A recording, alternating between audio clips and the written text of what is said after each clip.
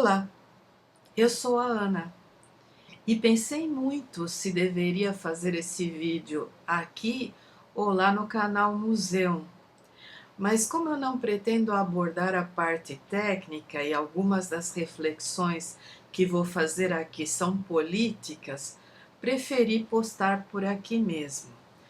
Eu quero conversar com vocês sobre algumas questões muito delicadas que estão sendo atropeladas ou por um ufanismo barato, ou por um criticismo ressentido, ou até mesmo por pessoas que não têm o menor interesse na cultura e no cinema propriamente dito e ainda assim estão dando palpite na imprensa e na internet. Eu quero falar sobre o cinema brasileiro no geral e mostrar que respeito nem sempre se traduz em premiação e que cada prêmio que existe nesse planeta implica em considerações políticas de uma maneira ou de outra. Outros têm lobbies abertos, como é o caso dos Estados Unidos, mas há outros em que existe toda um clima em que o lobby acontece que é muito mais discreto e tem a ver com quem você conhece ou se você é conhecido muito mais do que o que você investe na divulgação do filme. São nuances e é por isso que alguns prêmios têm um determinado peso e outros têm outro. Veja que o cinema brasileiro não começou com Central do Brasil, ou Tropa de Elite, ou Cidade de Deus. Também não começou com Carlota Joaquina na retomada do cinema nacional pós-redemocratização. O que nós temos é uma indústria cinematográfica no país que, embora não tenha um amplo apoio estatal, não tenha um sólido histórico de financiamento, é respeitada no mundo há muito tempo. De 1949 até hoje, nós tivemos 40 filmes indicados no Festival Internacional de Cannes, na França, que é talvez o festival de maior prestígio do planeta. Nós tivemos filmes premiados em Veneza, em Berlim, na Espanha e nos Estados Unidos. Nós não tínhamos um Oscar, mas nós temos uma Palma de Ouro que foi recebida em 1962 pelo Pagador de Promessas, de Anselmo Duarte, que inclusive recebeu uma indicação ao Oscar de melhor filme estrangeiro.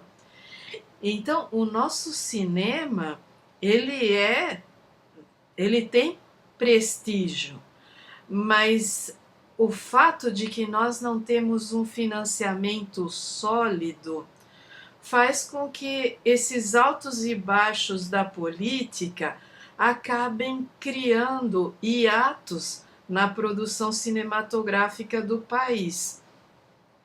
E eu posso falar de vários exemplos, e eu creio que esses exemplos nos interessam, porque se vocês pensarem, Ainda Estou Aqui é um filme que é muito emblemático do momento em que estamos vivendo e que ele veio no momento certo. Politicamente, ele é um filme importantíssimo e o fato dele ter sido tão premiado pelo mundo vai ter repercussões na nossa situação política. E isso é importantíssimo no momento em que estamos vivendo. A questão é que não é só esse filme brasileiro que já foi indicado ao Oscar. Ao longo do tempo, nós tivemos vários filmes que entraram na seleção da indicação a melhor filme estrangeiro, o melhor filme em língua estrangeira, o melhor filme internacional, que são as categorias.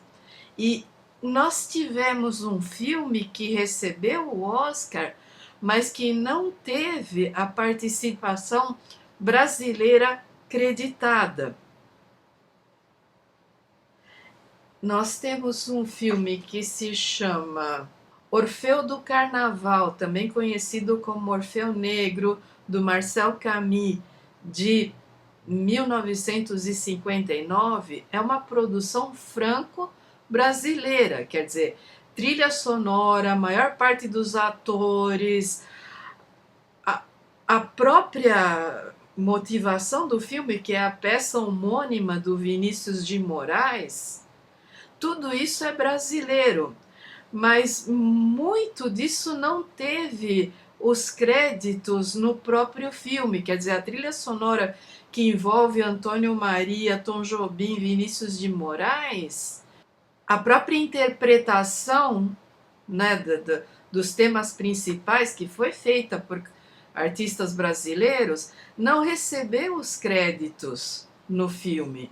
Então, quando o Orfeu Negro ou o Orfeu do Carnaval recebeu seu Oscar de melhor filme estrangeiro, a nossa participação não foi creditada. Esse Oscar foi para a França.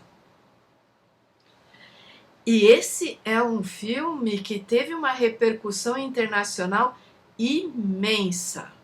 Imensa. Sabe? Nós temos essa participação. Nós tivemos o Glauber Rocha, que ganhou como melhor diretor em Cannes em 1969, pelo filme O Dragão da Maldade contra o Santo Guerreiro. Nós temos O Cangaceiro, de 1953, do Lima Barreto, o cineasta, não o escritor, que ganhou um prêmio em Cannes por melhor filme de aventura, que é uma categoria que hoje não existe mais, e que ganhou prêmio por trilha sonora também. Nós temos o Bacurau, de 2019, do Kleber Mendonça, que levou o prêmio do júri no Festival de Cannes, e nós temos Central do Brasil, que foi indicado ao Oscar, né, de melhor filme estrangeiro e melhor atriz, e que nós não levamos, evidentemente, mas que foi premiado com um Globo de Ouro e um Urso de Ouro em Berlim. Quer dizer, o Globo de Ouro dos Estados Unidos e o Urso de Ouro no Festival de Berlim. É um filme de 1998 do próprio Walter Salles. Nós temos esse ano, né, O Último Azul, de Gabriel Mascaro, ganhando o Urso de Prata em Berlim.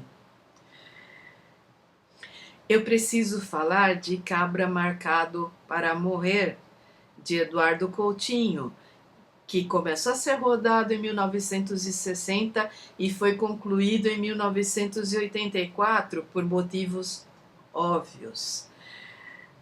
Pensemos o seguinte: Cabra Marcada para Morrer trata da saga de Elizabeth Teixeira e seus muitos filhos após o assassinato do seu marido durante o levante das ligas camponesas lá no Nordeste, no início, né, aquele levante que houve no fim dos anos 50 e início dos 60.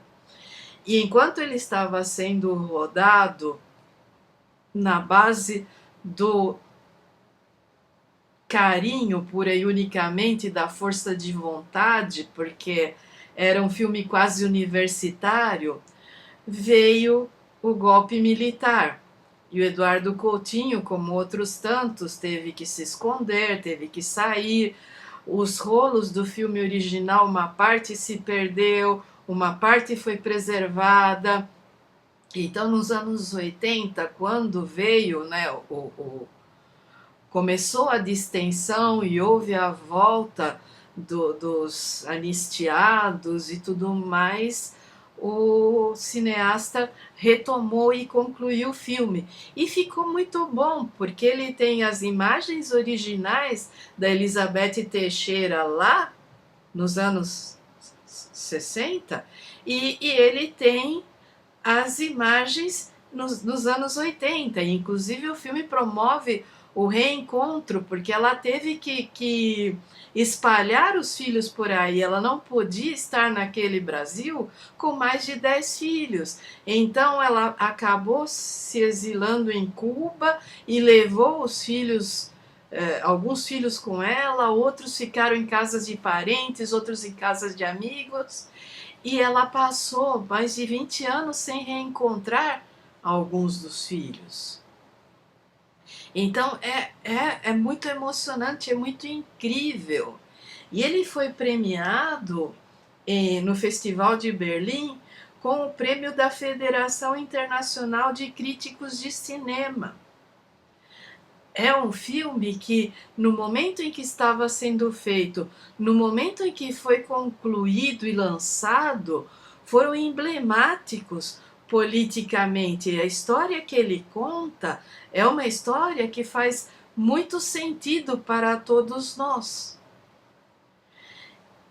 Então, algumas das críticas que ainda estou aqui recebeu por parte da pior esquerda desse país, da esquerda mais alienada, da esquerda que não sabe o que está fazendo nesse momento e que está criando uma legião de adolescentes antipetistas que vão se bandear para a direita em menos de 5 anos e para a extrema direita, provavelmente. Essa esquerda criticou Ainda Estou Aqui da maneira mais infantil e que não poderia estar mais equivocada, alegando que é um ponto de vista burguês sobre a repressão e que tinha que ser sido feito sob o prisma ou sob o ponto de vista da empregada da família, a Zezé. E isso gerou que gente sem noção nenhuma fosse até tomar satisfação do Marcelo Paiva sobre isso. Que fim levou?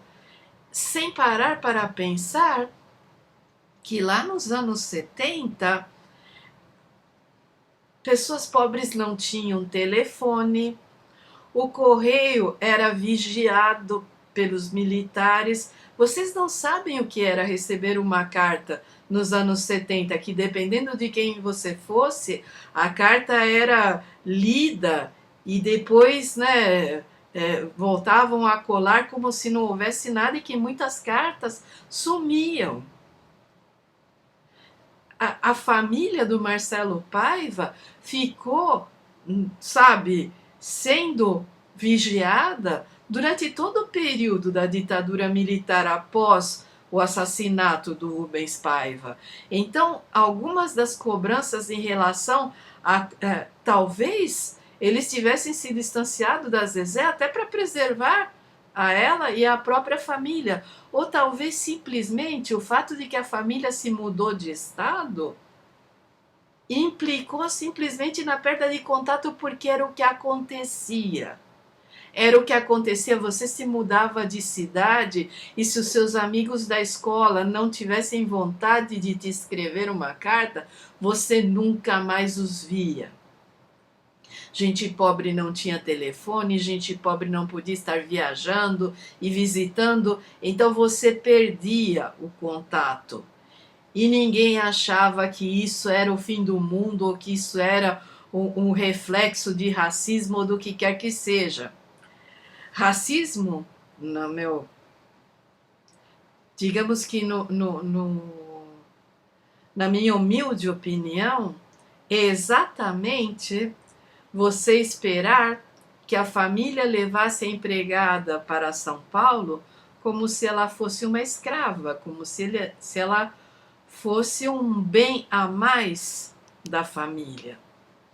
Então, cuidado ao fazer esse tipo de crítica apaixonada e sem noção, porque existem certos ativismos que não apenas não acrescentam nada, mas ainda por cima prestam um desserviço à causa.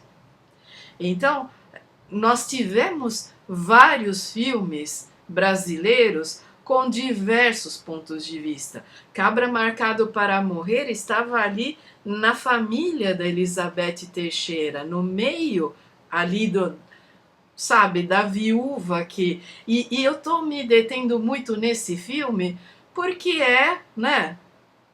há um paralelo aí entre as duas viúvas. Inclusive, Elizabeth Teixeira foi militante também pelo resto da vida e ainda está viva. Ela completou 100 anos. Foi homenageada pelo MST, se vocês pararem para pensar, há muito no cinema brasileiro que se fala desses temas.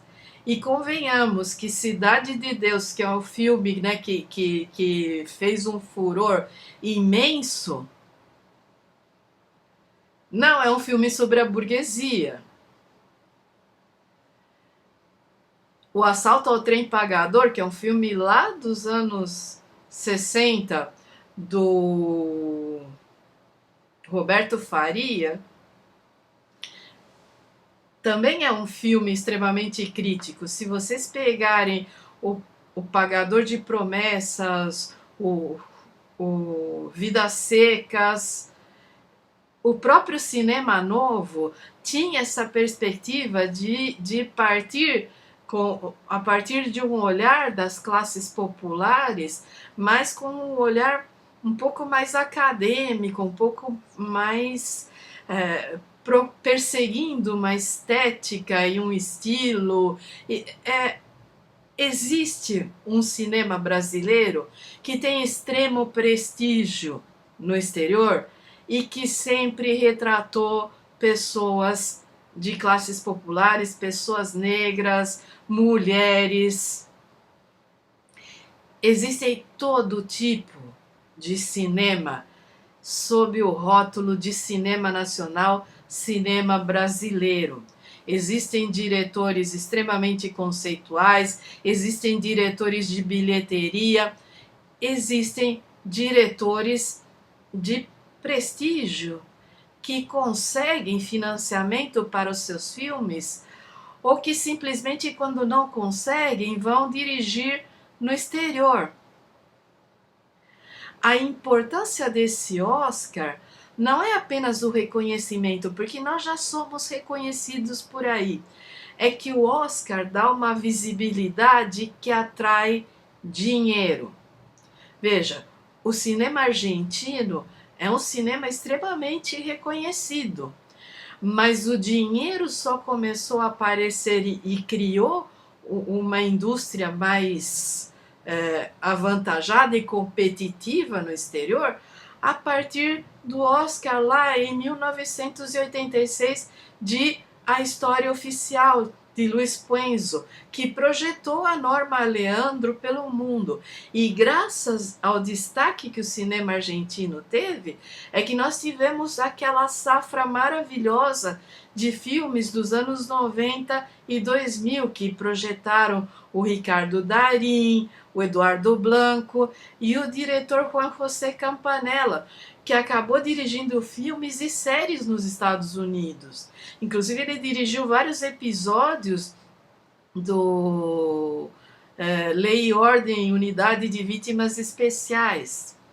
Então, eu vou deixar aqui na descrição do vídeo os links dos vídeos e lives, eu não sei, acho que um é vídeo, outro é live, os dois são vídeos que eu fiz para o Orfeu do Carnaval e para o cinema argentino, falando de A História Oficial lá no canal Museu, que eu acho que vale a pena se vocês se interessarem. Então, o Oscar não te dá mais prestígio que Cannes, de forma alguma. Exatamente pela fama de político, pela fama de demagógico e pela fama de comercial que o Oscar foi adquirindo ao longo dos tempos. Mas ele traz dinheiro, porque um diretor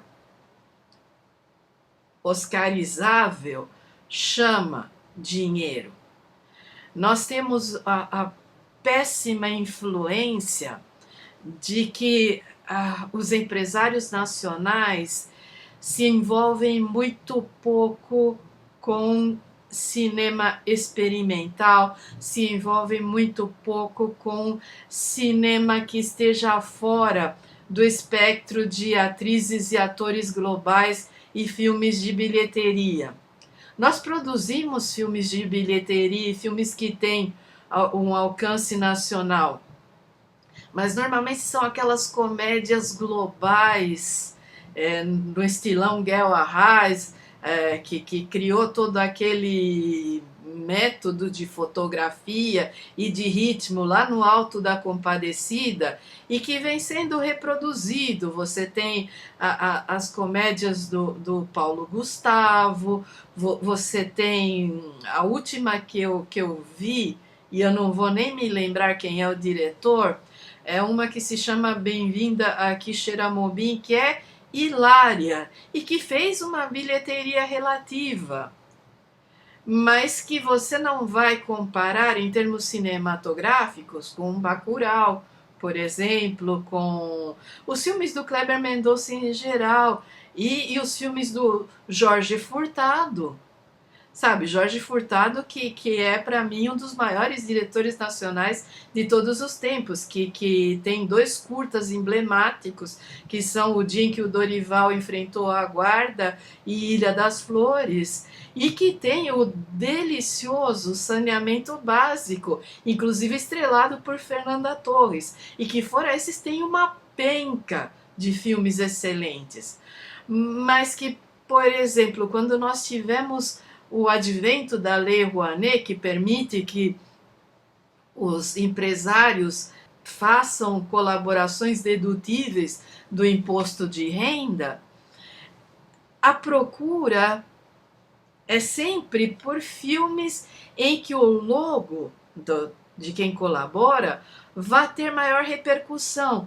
Então, se você tem um amigo meu rodando um filme com atores locais contando uma história maravilhosa como aquela de Narradores de Javé, da Eliana Café, você vai precisar pelo menos atrair para esse filme uns 3 atores globais de peso para que algum empresário se disponha a financiar.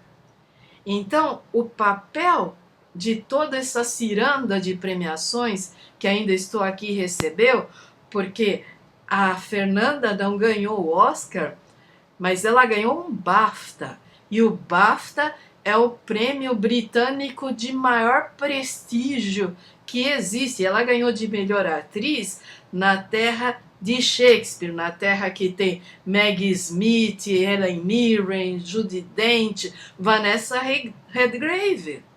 E ela ganhou lá.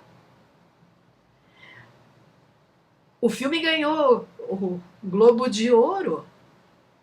A Fernanda também ganhou o Satellite Awards, que é dos Estados Unidos também. Então vocês têm aí uma questão muito importante de visibilidade, e visibilidade que atrai dinheiro, porque quando a História Oficial venceu o melhor filme estrangeiro, lá em 86, a Norma Aleandro, que era a atriz principal, acabou fazendo vários filmes pelo mundo afora, inclusive a versão dos Estados Unidos de Primo Prima, que é um filme italiano muito bom e que recebeu uma versão dos Estados Unidos, porque você sabe, nos Estados Unidos eles não vão ao cinema assistir filmes falados em outras línguas e que precise ler a legenda. Lá o público, tirando Nova York e alguma coisa em Los Angeles, o público dos Estados Unidos é bitolado, alienado e infantiloide no seu consumo de cinema. Então, o que nós temos aqui é que esse tipo de visibilidade, tanto para a Fernanda Torres, quanto para o Walter Salles, e para o filme em si, e para a história do nosso país, é decisivo. É decisivo não apenas para pôr na mesa de negociação a questão de que os golpistas de 8 de janeiro não têm que ter anistia em hipótese alguma e que toda essa gente que foi nominada agora no processo tem que ser presa, sim ou sim, não há qualquer outra hipótese aceitável, além do fato de que precisamos reabrir muitos desses processos. Alguns torturadores ainda estão vivos, mas nós precisamos que a memória dos que já se foram, como é o caso do célebre lá homenageado pelo deputado Chinfrim, que depois se tornou presidente, eles têm que ter a memória execrada e têm que ter removido o nome de qualquer logradouro público e tem que ser sempre discriminados pelo nome, porque falar torturador é uma coisa muito anônima e essas pessoas tinham nome e tanto o projeto Brasil Nunca Mais quanto a Comissão da Verdade listaram essa gente toda, então os processos têm que ser reabertos e esse filme coloca tudo na mesa, então ele é importante para nós em tantas camadas que ver essa gentinha invejosa e despeitada fazendo críticas fora de lugar, desmerecendo o próprio Oscar. Gente que quando é James Cameron que ganha, mesmo não merecendo, sabe, solta rojões. Vamos pensar que a cultura é uma das instâncias da ideologia que ainda não foi totalmente colonizada aqui no Brasil pela extrema-direita, em que você pode ter documentários sobre artistas de cordéis, em que você pode ter comédias sobre sertanejos ou sobre pessoas lá no sul, em que toda a nossa variedade, a nossa diversidade e o conjunto das nossas ideias ainda pode se ver refletido, que basta que se tenha acesso a financiamento, que a cultura do Brasil é extremamente rica e o cinema está imbricado nisso de uma maneira indissociável.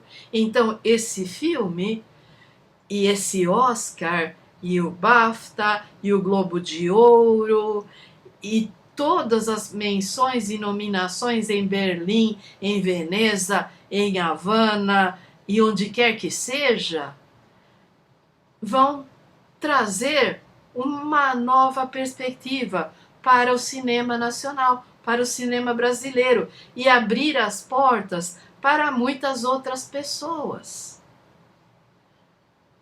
Há muita gente que vive a duras penas da cultura nesse país, que vive de edital, que está sempre passando o chapéu entre os amigos, entre a família, entre as prefeituras, entre empresários locais, para dar a nossa cara ao cinema, ao teatro e à nossa cultura como um todo.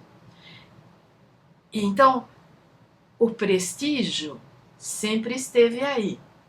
As premiações vão e vêm ao sabor da política e do dinheiro, mas isso acontece com todos os filmes. Isso acontece com todos os países. Alguns países têm um financiamento estatal maior? Tem.